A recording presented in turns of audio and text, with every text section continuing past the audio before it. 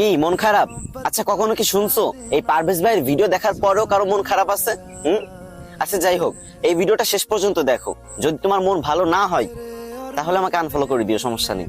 কিন্তু আমি 100% শিওর যে তোমার মন ভালো হবে। তোমরা আমার যারা চিনো তারা তো খুব ভালো করেই জানো যে আমার জীবনে মাত্র একটাই কাজ, সেটা হচ্ছে মেয়ে পটানো।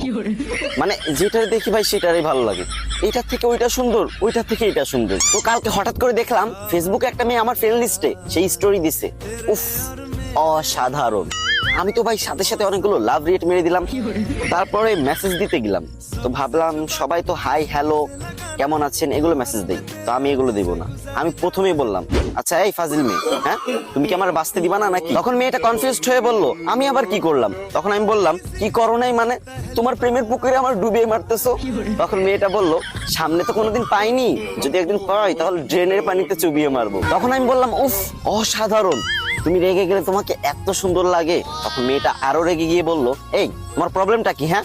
তখন আমি বললাম, তুমি বুঝো না যে আমি তোমাকে ভালোবাসি, আর আমার ভিতর কি কমতি আছে বলো আমাকে। তখন আমার ক্রাশ বললো, না না তোমার ভিতর কোনো প্রবলেম নেই, কিন্তু তোমাদের মতো ছেলেরা মেয়েদের যেভাবে পটানোর চেষ্টা করে এভাবে কখনো মেয়ে পটানো যায় না। মেয়েদের কিভাবে পটাতে হয় জানো? সামনে এসে মিষ্টি সুরে চমক দিয়ে প্রপোজ করতে হয়। তখন আমি বললাম, ওমা কি বলো, চমক দিয়ে প্রপোজ করলে তুমি প্রপোজ অ্যাকসেপ্ট করে নিবা? তখন আমার ক্রাশ বললো, অবশ্যই, তুমি দেখতে শুনতে সুন্দর, হ্যান্ডসাম, আবার সবাই এক নামে চিনে, টিকটক সেলিব্রিটি পারভেজ ভাই।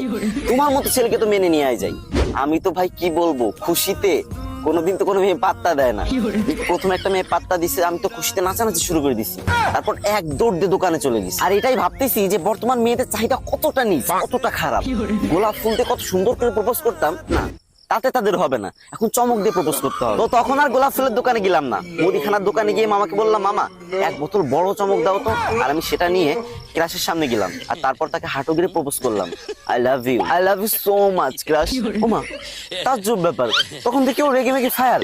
ও কি করলো, ও আমার হাতে সেই চমকের বোতল না, চমকের বোতল হাত দিয়ে এক টিপ দিল, মানে আমার হাত থেকে নিতে চাচ্ছিল আর কি। টিপ যখন দিছে তখন হচ্ছে চমকের যত চমক আছে সব তার মুখে গিয়ে পড়লো। কি ক্লিয়ার না ভেজাল আছে?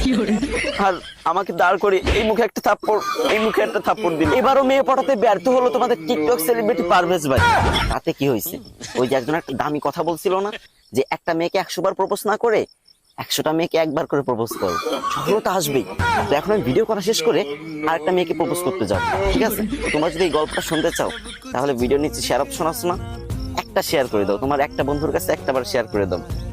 আর যদি ভালো না লাগে তাহলে আনফলো করে দিতে পারো, সমস্যা নেই।